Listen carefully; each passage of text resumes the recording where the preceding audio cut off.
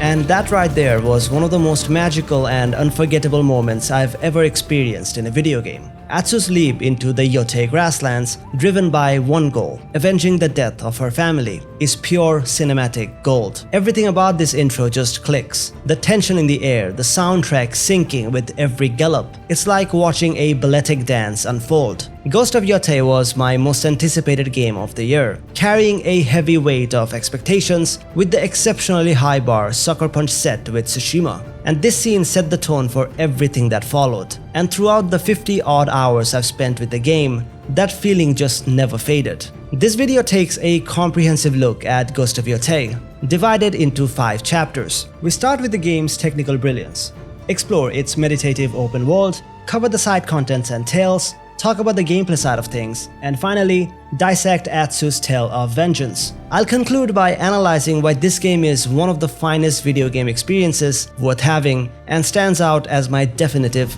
game of the year. Sorry for being a bit late with this video. I wanted to savor every moment of this game before sharing my thoughts. So grab some popcorn, sit back, and welcome to my in-depth analysis of Ghost of Yotei.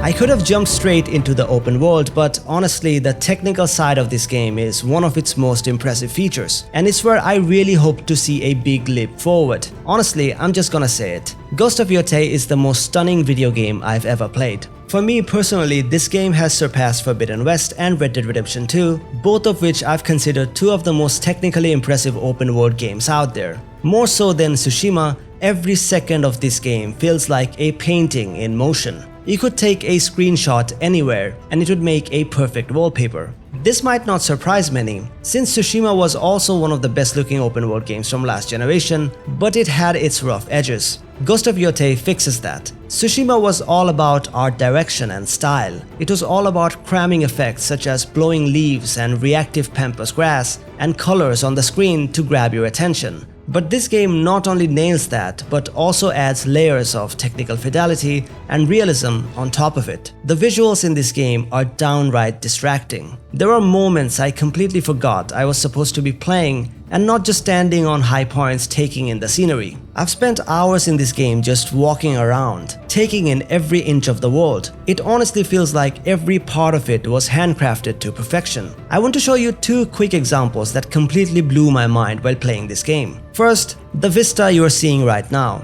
I had a really rough day and just booted up the game for a few hours before bed, and this is how it greeted me. Look at this, take it in. For me, this is pure meditation. That few hours before bed quickly turned into a 6-hour-long playing session. Second example, in the initial hours you head to the Shadow Inn for a main story mission, and this walk just blew my mind. Look at the serenity on display, the somber tone, the raindrops in the puddles, the way rain falls from the roof and reacts to the wind mid-air. I don't know what it is, but something about this just completely wowed me. That's exactly what I mean when I say Sucker Punch has created a fusion here, a mix of amazing art style and realistic detail. And that's just 2 examples. There are literally millions of moments like this in the game. The key to Sucker Punch's visual art style lies in their understanding of players. They anticipate what will captivate us and draw us into the world they have created. The visuals are simply breathtaking. Every lighting condition across different times of day and weather is executed flawlessly. The dynamic day-night and weather cycles feel astonishingly realistic. The draw distance and environmental depth in every scene are just insane. Its brilliance doesn't stop there. Not only do you get a stunning field of view thanks to the new camera, but you can also move through the world insanely fast when riding over those white grasses. I have no idea how they pulled all this off without a single hiccup to performance. I'll dive deeper into this wider field of view and its implication for exploring the open world in the next chapter. Beyond raw visuals, the game's technical brilliance extends to how you experience it, from graphics modes to those incredible cinematic options. I played the game primarily in performance mode on a base PS5, as 30 FPS combat on the fidelity mode can feel sluggish. Yet, fidelity mode is so visually stunning that I kept toggling between the two during exploration sequences. This is the first game that's made me seriously consider a PS5 Pro. To enjoy both smooth 60 FPS and that high-end visual fidelity. It also has a ray tracing mode, which surprised me since they didn't really advertise it. And can we just take a moment to appreciate how polished this game is? I swear, in my 50 hours of playtime, I didn't hit a single bug, glitch, or crash. That's so rare in 2025, with so many unoptimized games left, right, and center. And yeah, the best photo mode in any game is back. I've probably spent like 5 hours taking hundreds of screenshots because this game is just utterly gorgeous. Now there's a reason this video has a whole chapter dedicated to the game's technical brilliance. Building on Tsushima's Kurosawa mode, this game extends and offers 2 more cinematic modes, each paying tribute to renowned Japanese directors, Miike and Watanabe. I'm not going to spend much time on Kurosawa mode since we have seen it in Tsushima. It's great, but I just can't bring myself to turn off the amazing colors in this game for black and white. But the other 2 modes, Miike and Watanabe, are just pure perfection. Miike mode, true to the director, cranks up the blood and mud in the game. It's visceral, and once I turned it on, I never went back. It makes combat feel even more intense and immersive. It adds so much depth and character to every fight and duel. Yeah, the mods are a little exaggerated, but that's a small price to pay for the sheer immersion. And then there is Watanabe mode, which adds lo-fi music all the time. Riding around and fighting to that soundtrack is just amazing. It gives the existing Atsu's theme a lo-fi vibe, and it flawlessly syncs to the action. I literally keep humming it while playing.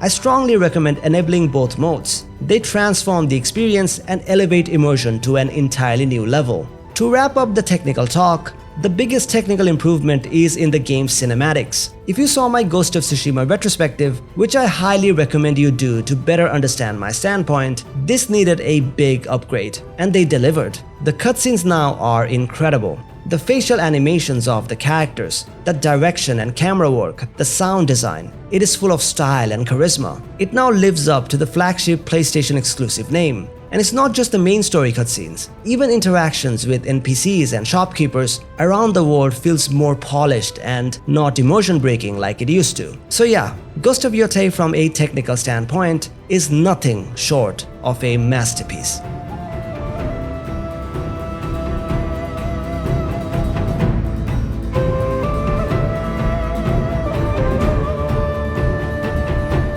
Apologies for dwelling on the technical aspects for so long. Now let's turn our attention to the game's centerpiece, its open world. Set 300 years after the events of Tsushima, Ghost of Yotei transports us from the island to the stunning landscapes surrounding Mount Yotei, a magnificent recreation of Hokkaido, Japan, known here as Ezo. This is honestly one of the most unique open worlds I've ever seen in a video game.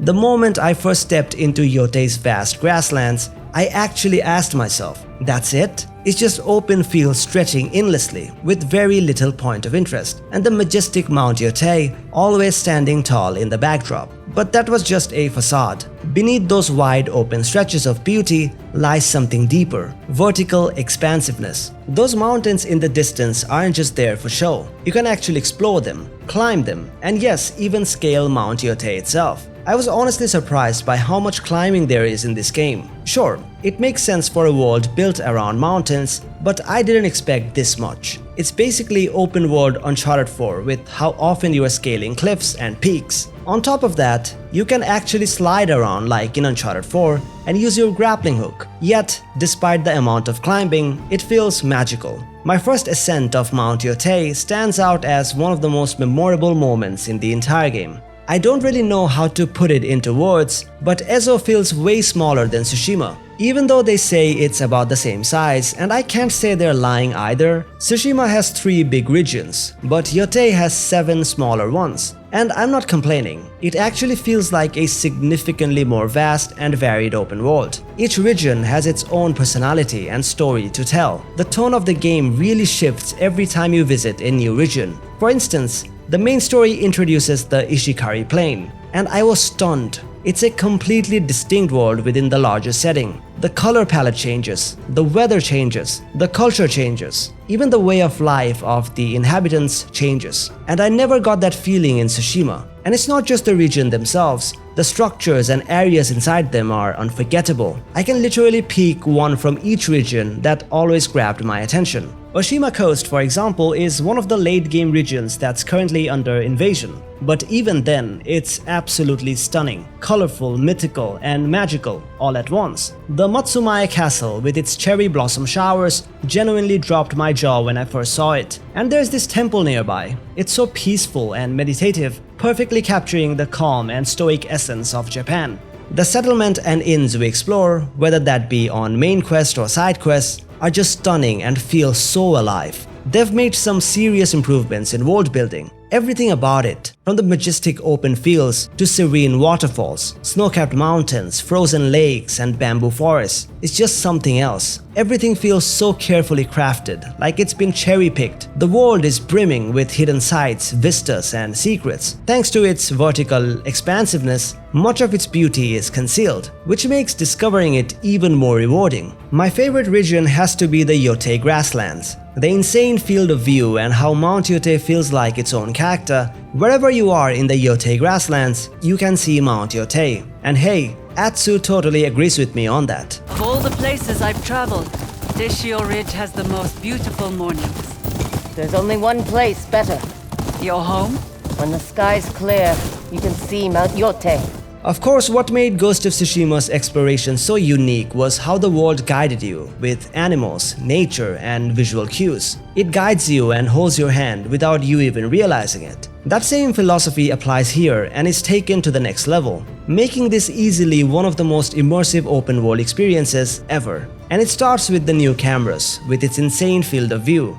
This is literally Shadow of the Colossus. The world just lays itself out like a canvas, and it's up to you how you paint it. It pulls way back, letting you see almost the entire map or region in a single shot. At first I was a bit worried, because the black bars took up too much screen real estate, but one of you in the comments told me it's changeable. Experiencing the game with this camera perspective and black bars disabled is on another level. This insane field of view is mostly only in the Yotei grasslands, though in other regions it goes back to the close quarter camera. I really wish it was available everywhere. The tools for immersion doesn't stop there. Atsu now has her spyglass. Forget all those icons and markers in other open world games. Just pull her spyglass out, point to where you want to go, and let nature guide you. Horses, birds, wind, rain, wolves, foxes, smokestacks, everything, while you enjoy the ride. It's so special and cinematic that I honestly feel every open world game should just adopt this approach. It just makes you feel completely lost in its beauty. I'm never uninstalling this game from my PS5.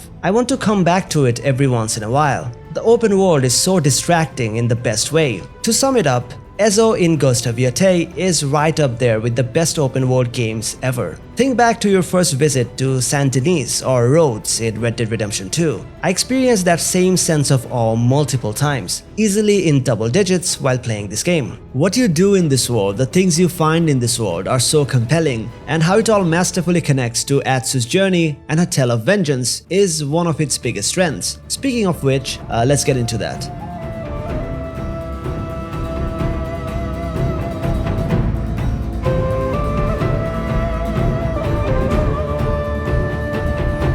I usually save side content for the end of my videos, but in this game it's such a huge part of the experience that I had to cover it alongside the open world chapter. Side content is where Ghost of Yotei made the biggest leap. Back in my Ghost of Tsushima video, I mentioned how after getting the Platinum Trophy back in 2020, I was so disappointed with its side content that I never bothered replaying them in later runs. They felt like fillers, lacking variation, uninspired, and totally disconnected from the main story. But in this game, everything you do, and I mean everything, actually matters. Every little side quest or activity has some nuance to it, and it all connects seamlessly to the main story. For example, you might come across a Pillar of the Fallen collectible or like a shrine, and the game instantly flashes back to Atsu's childhood. Suddenly, that once generic collectible is tied directly to the main story, adding real depth and emotional weight. Even something as mundane as camping, primarily used to restore health, carries narrative weight. During these moments, Atsu drifts into dreaming of standing on the edge of vengeance against the Yōtei Six, subtly reinforcing her emotional state and motivations. Like the side quest I mentioned before, where you climb to the top of Mount Yotei. It's not just some random climbing challenge. It turns out Atsu's parents once left 2 charms up there, and she's fulfilling their final wish by retrieving them.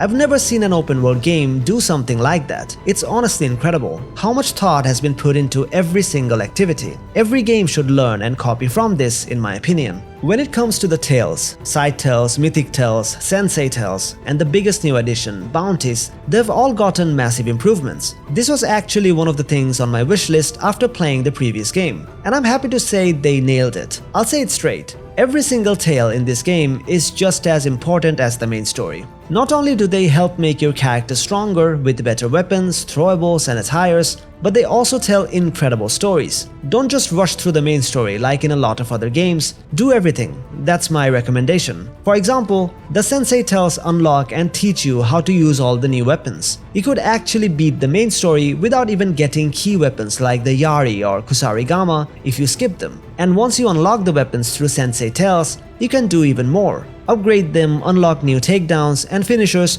just by completing more of their quest. Side tales and mythic tales are back, and I won't go through all of them because there are just so many. They've improved a lot compared to the boring ones in Tsushima. For example, there's one where you explore an abandoned estate with this eerie, unsettling atmosphere. You encounter the Spider Lily General, who failed to protect his own daughter and has gone mad and resides in this estate, haunting the people of Ezo. Now he believes Atsu is his daughter. It's incredibly emotional as Atsu fights him, giving him a final, compassionate closure, and you even get to keep his amazing armor. And that's just one shining example. There are so many other tales in the game that are just as cool. It really fleshes out the world and its inhabitants. You meet all these strangers who end up becoming some of the most memorable characters in the game. I'm also happy to say they've doubled down on the best part of Tsushima, the duels. There are so many of them, each one different and more challenging than the last. A big reason for this is the addition of bounties. Bounties play a major role in the game's side activities, sending you across the Yotei lands to fight legendary duelists. You'll spend a lot of your side quest time here, and they're awesome. And it's not like other games where bounties are just random targets. Even the returning side activities from Tsushima, such as bamboo strikes, altars of reflection, and hot springs, all feel different this time around. I'm not kidding. Each one has its own unique twist that keeps you guessing about what's next. That's one of the reasons I ended up doing every single thing that I came across on my journey. Like the bamboo strike, I'm so happy it's back. I could literally do hundreds of them and it still wouldn't get repetitive. They still switch things up and make it interesting. There was one where I had to pay 100 coins just to access it. There was even one bamboo strike where it was a bet against a samurai. If Atsu won, she'd get his helmet. And another where people mocked Atsu, saying a woman can't break bamboos. They even circled her, trash-talking, while some even cheered her on. It's such a fun mix of challenge and character moments. The same goes for the altars of reflection. They were my favorite collectibles in the first game, these short, Uncharted-like levels that always ended with breathtaking vistas. With the new emphasis on climbing and scaling, they have been expanded significantly in regards to time spent, and I absolutely love it. They're super fun, and of course, you also earn skill points to make Atsu stronger. And honestly, the best and most beautiful collectible has to be the hot springs. Not only are they calming, but you also get these cheeky glimpses of Atsu.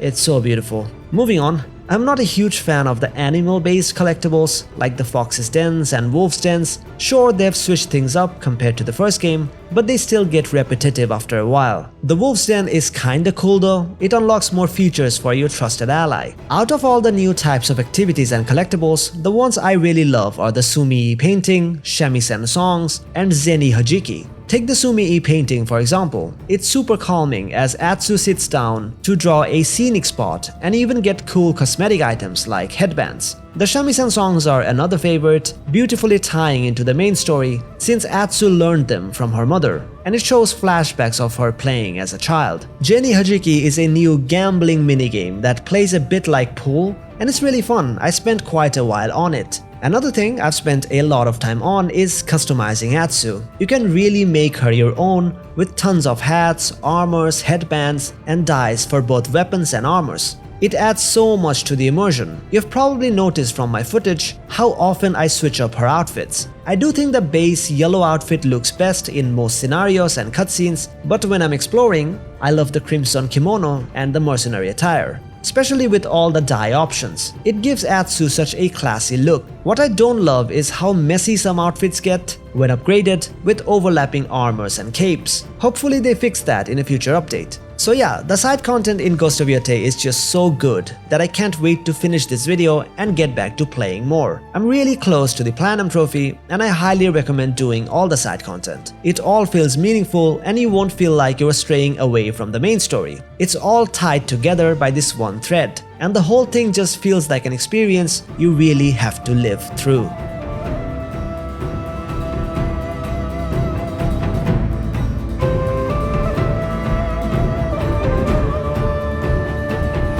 Let's now turn our attention to combat. The combat of Ghost of Yotei follows a "if it ain't broke, don't fix it" approach. They literally fixed the only two issues I had with Tsushima's already stellar gameplay. Now granted, they also threw in some new issues, which I'll get to. The biggest thing about Yotei's combat is options. It is about significantly expanding the existing arsenal. They've kept the same old mechanics, but you are being showered with new weapons and tools. And that starts with removing the stance system, which was one of my issues with Tsushima's combat because it didn't really do much after a certain point. It really came down to timing your blocks and counters, which ended up being way more important. Now it's gone. The stances are replaced with traditional and amazing Japanese weapons. Enemy types and their weapons now determine which of your 5 weapons is most effective. Unlike the old stance system, selecting the correct weapon for each enemy type is pivotal to combat success. So for example, when fighting katanas, you should only use your wolf blade. When facing polearms, switch to double katanas, etc, etc. It makes combat more exciting. I switched weapons far more often than stances, which is something I mostly forgot about in Tsushima. So let's start there with the core weapons. There are 5 of them: the wolf blade,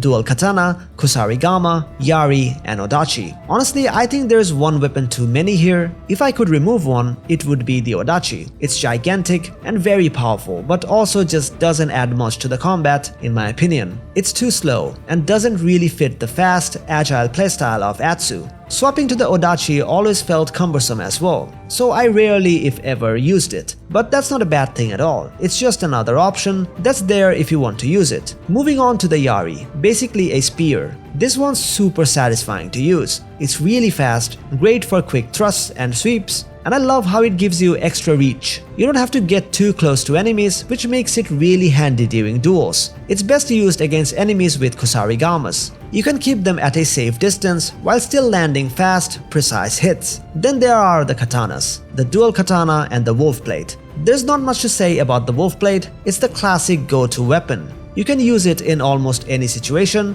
as long as you know how to handle it. But the dual katana, man, that thing is impressive. Not only does it feel amazing to use, but once you start doing its related side quests and upgrading it through skill points, it gets so stylish and flashy. So this game, kind of like the Insomniac Spider-Man games, gives each weapon its own finisher. When you press triangle and circle together, Atsu pulls off these insanely stylish samurai moves. Every single time it happens, I get so pumped up, man. This is exactly what made Tsushima so great at capturing that samurai style, and Yotei just takes it to the next level.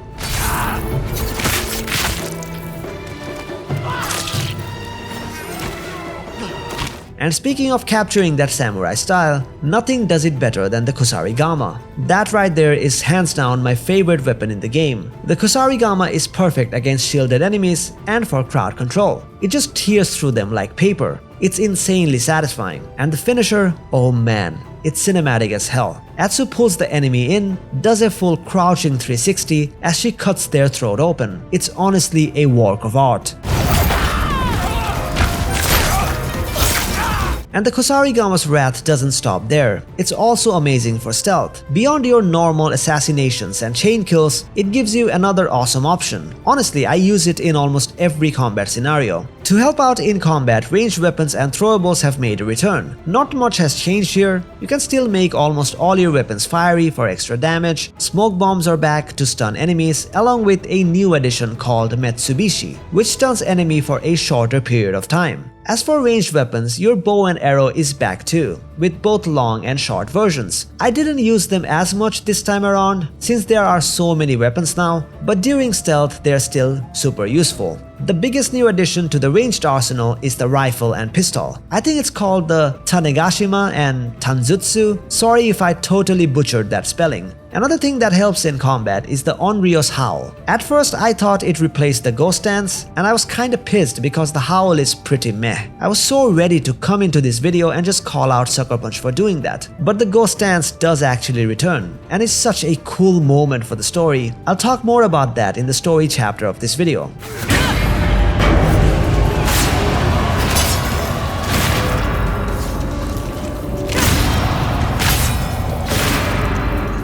So yeah, that's the long list of the arsenal. The big question is, how does it all come together on the battlefield? I've got good news and bad news. The good news is, it's better than ever. Combat feels tighter, more polished, and more stylish, and it actually fixes the issues I had with Tsushima. In the first game, split-second decisions like quickly switching between dodge and block weren't really possible because all the animations were so perfectly curated yet rigid. That's been fixed now. The game actually allows and rewards those quick, on-the-fly choices. On top of blocking with the blue signals and dodging with the red, there's now a yellow signal. If you don't time it right, your weapons get knocked away and enemies become extremely attacking until you pick them up. It adds a whole new layer to duels. You can also knock enemies' weapons out of their hands and pick them up to hit them with. Honestly, grabbing an enemy's weapon and throwing it is probably the most OP and easiest way to take them down, and it looks insanely stylish and cinematic while doing it. And this is another great addition to your stealth arsenal. You can use it to take down enemies quietly without being seen.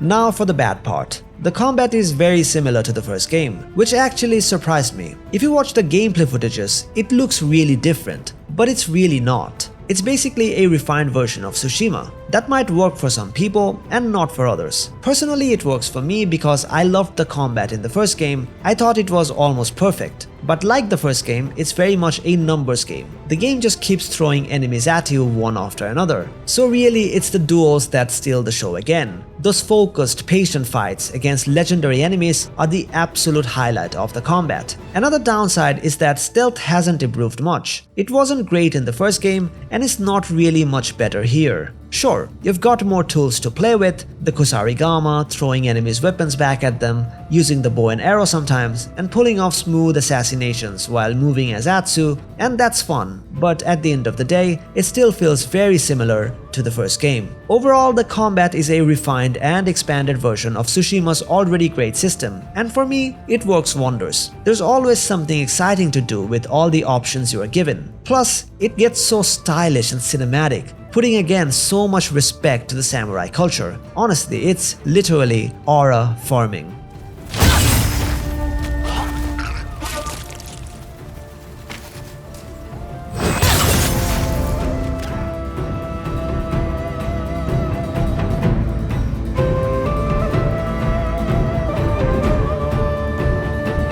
Okay, so I saved the story and characters for the final chapter because honestly, it's a little underwhelming. Now, don't get me wrong, I still really like the story. I think it's somewhere in between good and great. I'm calling it underwhelming mainly because my expectation was higher and everything else around it is so best in class, but the story itself doesn't quite reach that level for me. And after rolling credits, I don't think it's quite as good as the first game story, which to be fair wasn't amazing either, but let me explain my point. Let's dive in. So the story of Ghost of Yotei follows Atsu, a woman who lost everyone in her life when members of the Yōtei Six broke into her house and killed off her parents. From the very first scene, the game sets up her tale of revenge very powerfully and compellingly. Now, sure, the premise is kind of similar to Assassin's Creed Shadows, but it hits way harder here because Atsu was just a kid going through that kind of loss. They keep a lot of what happened on that terrible night pretty vague, and then the story jumps straight 16 years into the future. Atsu is now a hardened mercenary hunting down one of the Yōtei Six, the snake. During the fight, she nearly dies, but somehow survives and takes down the snake, earning the name Onryo among the locals, which basically means a vengeful ghost. That's the thread that runs through the entire game. This story is all about Atsu's journey as the ghost, completely consumed and blinded by her thirst for revenge. She actually reminds me a lot of Ellie from The Last of Us Part 2 in that way. The only difference is Atsu is more one-dimensional. There's no revenge is bad lesson here. She wants revenge and she's going to get it. And that's kind of the big problem here. It's incredibly predictable. It doesn't have the same nuance Jin had, where he had to wrestle with being both the ghost and an honorable samurai. The swordsmith's daughter. I watched that tree burn. How did you escape? Same way. I survived every battle. And the thought of killing you. It's basically a straightforward revenge arc, but here's the big thing. Ghost of Yotei does one thing way better than Tsushima, and that's the writing. Across the board, the writing is much stronger. The character interactions, the things they say, they really stick with you. It's compelling, which wasn't really the case in Tsushima. Sure, Tsushima's story has more depth, but the sharper writing in Yotei elevates it way more than it probably deserves. While I find the story somewhat underwhelming, Atsu herself is a standout character. I personally prefer her over Jin Sakai, and Erika Ishii's performance brings her fully to life, both in voice and look-alike. To be clear, this isn't about pushing any agenda, it's simply recognition of a brilliant performance. You commissioned this katana from Master Kengo. An old friend. My father. It... Matsu? Atsu. But you died. The Yōtei Six left me for dead. After they killed my...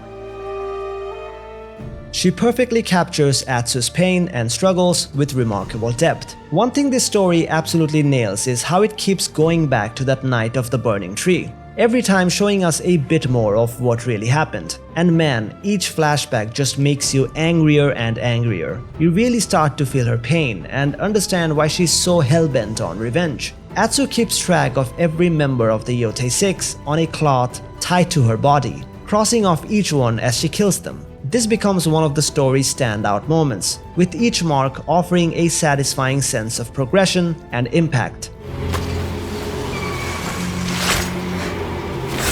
This story is divided into 3 chapters. The first chapter is way longer than the other 2. I was already more than 20 hours into the game and thought I was nearing the end, only to have chapter 2 pop up on my screen. The first chapter is all about giving us a lay of the land. When she goes back to her home searching for the Yōtei Six, she had no idea where they were, and her going around Yotei tracking them down not only establishes Atsu as the Onryo, but also a lone wolf in the hunt. Another thing I really love is how she truly feels like the ghost compared to Jin. People across Yotei fears her. You'll see bounty posters of her everywhere. 2 of the Yōtei Six members, the Kitsune and the Oni, are accessible at this point, and you can tackle them however you like. I started off with the Oni arc, which takes you to the Ishikari Plains, and this is where our lone wolf becomes a twin wolf. Atsu finds out her brother Jubei is actually alive, now a samurai for the Matsumae clan, who are also fighting against Lord Saito. The dynamic between the twin wolves is exceptional. Their chemistry feels natural and heartfelt, easily one of the standout story moments in the entire game.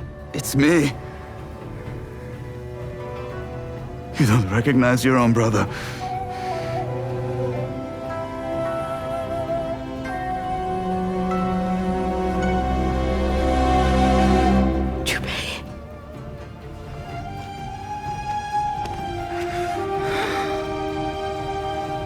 One of my biggest issues with the first game was how Khotun Khan felt so out of reach for most of the story, but this game completely fixes that. The villains are front and center this time. Even with the Oni, it took multiple encounters and failed attempts before Atsu finally brought him down. Then the focus shifts to the Kitsune arc, which takes Atsu to Teshio Ridge. And honestly, this is the most compelling villain storyline in the game. Atsu teams up with a shamisen player named Oyuki to hunt down the Kitsune. And similar to Jubei, Oyuki is likable straight away. That's a trend throughout the game. There aren't too many characters, but the few we get are all fantastic. The dialogue between them feels so natural and real, which again shows how strong the writing is. Head back to the inn. I'll find you when I'm done. That's it? You're rushing in alone? You would rather I wait around like the Matsumae?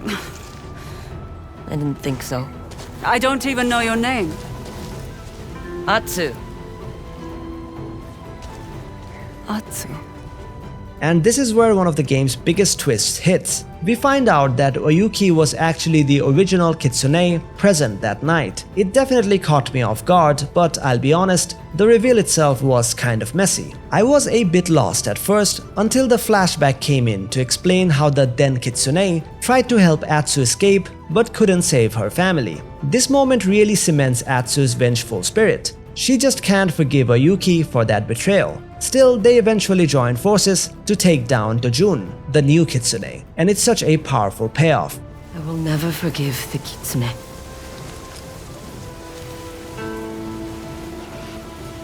But the innkeeper's daughter, I might forgive her.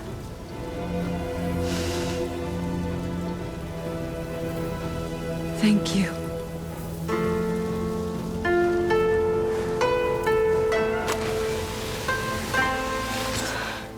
With that done, we move into Chapter 2. This time, our targets are the two remaining lieutenants, the Spider and the Dragon. Things really start to hit up from here. The story kind of shifts away from the open world, drawn-out style here and moves into a more linear approach in Oshima Coast. Chapter 2 is the strongest portion of the game, but it's also where the story's predictability hit me. Jubei asks Atsu if she ever plans to have a family before they go after the remaining targets. Have you ever thought about having a family? The path I'm on has no place for a child. And when that path ends? I don't know. And the game expands on that by revealing that Jubei actually has a daughter named Kiku. This was the moment where I completely predicted where the story was headed, and it did, just like that. Kiku is another really strong character. The chemistry between her and Atsu is incredible. Some of the most adorable and heartwarming moments in the whole game. You can fight. I can handle a blade. I hope you killed that bastard who murdered the farmer. Kiku. What? He deserved it. Moving on to the targets, this is where the story hits its best moment, as I alluded to in the gameplay chapter. Atsu tracks down the Spider to capture him as bait to lure the Dragon and Lord Saito. The Spider, who in his twisted mind is reenacting her family's murder like some kind of dramatic play. So Atsu disguises herself as one of the performers, and I'll just let the scene do the talking. And who are you supposed to be?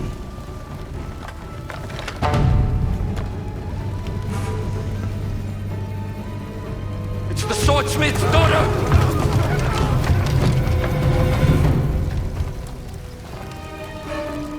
The Knight of the Burning Tree deserves a new ending.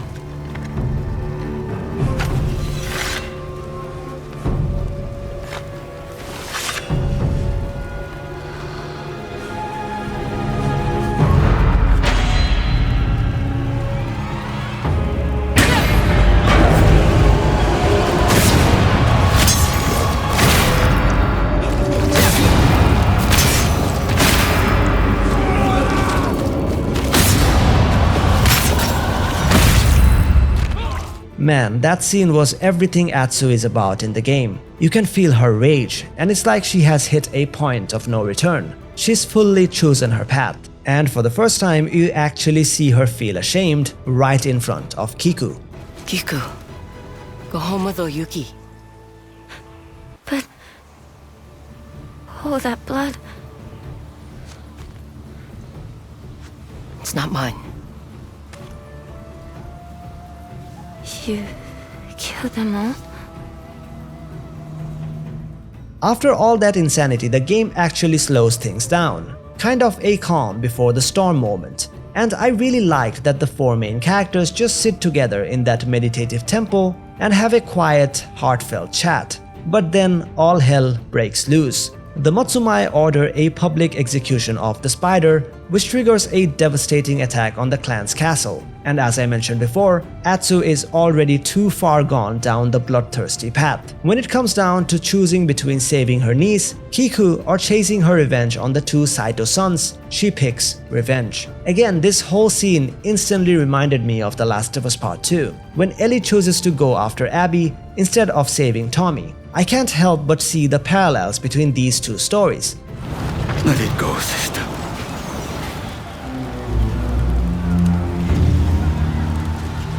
I can't.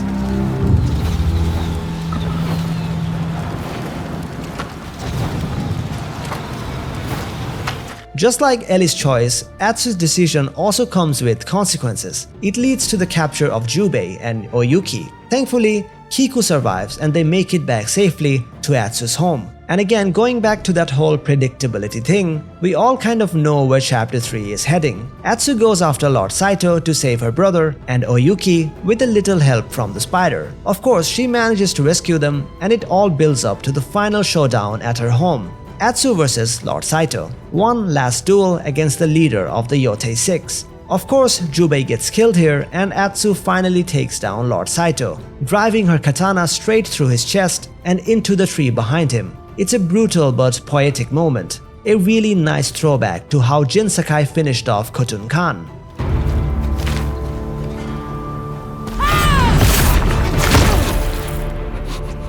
You are alone.